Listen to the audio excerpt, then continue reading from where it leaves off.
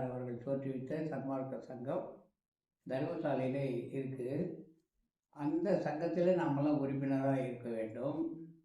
அந்த சங்கத்தில் பயிற்றுவிக்கக்கூடிய சன்மார்க்க சாதுக்கள் நிறைய அங்கு உருவாகணும். நடைமுறை பூராவே அருட்பாவில் இருக்கிறது தான் கை கொள்ளணும்.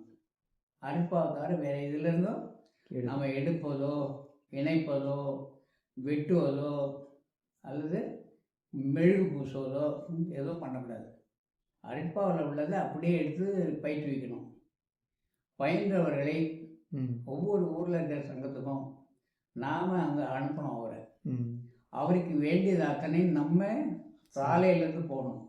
கட்டிக்க துணி, செலவுக்கு பணம் தேவையில்ல, உணவுக்கு அந்த சங்கத்தில் அவர் சன்மார்க்க உணவு தயார் பண்ணி அவர் சாப்பிட்டுக்கணும். மக்களுக்கு சன்மார்க்க கருத்துக்களை அங்கே போதிக்கணும்.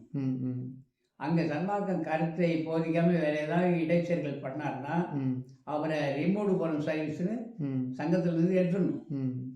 அந்த பய உணர்வு இருக்கணும். சரிங்க. ஏன்னா வள்ளல் பெருமானுடைய ஆடையை உடுத்திக்கிட்டு வள்ளலார் கருத்தை சொல்கிறேன்னு சொல்லி அங்கே சமய சாயம் மத சாயம்லாம் பூசிட்டு நம்மளால இருக்கக்கூடாது. சரிங்க. அங்கே அணைய தெய்வம் மட்டும்தான் இருக்கணும். சரி. ஒரு பூ கூட அதில் வைக்கக்கூடாது. சரிங்க. இங்கே போய் பாருங்க, ஏதாவது பூ இருக்கான்னு. இல்லை, தோட்டம் நிறைய பூச்செடி இருக்குது, ஒரு பூ கூட யாரும் படிக்க மாட்டாங்க. அங்கே சமய சின்னங்கள் கொடுக்கக்கூடாது.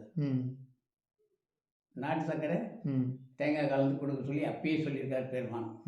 அதை தான் நம்ம செய்யணும்.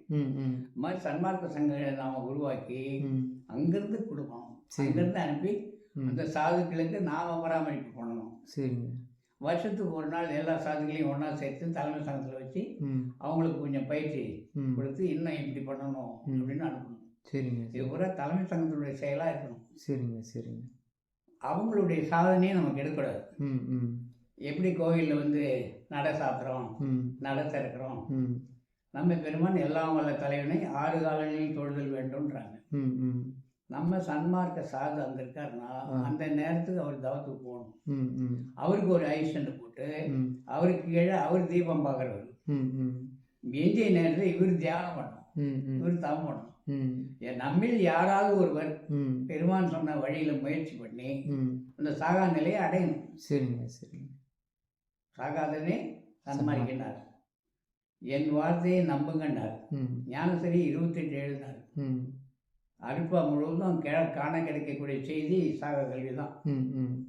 அந்த சாகா கல்வியுடைய தரத்தை தெரிஞ்சுக்கணும்னா நாம் என்ன பண்ணணும்? உலகியல் சிறிதும் உலகப்பிடியா வகையினார். கொஞ்சம் ஜாக்கிரதையாக தான் இருக்கணும். அதனால் இதெல்லாம் என்னுடைய நினைப்பு தான். இதை பெருமான்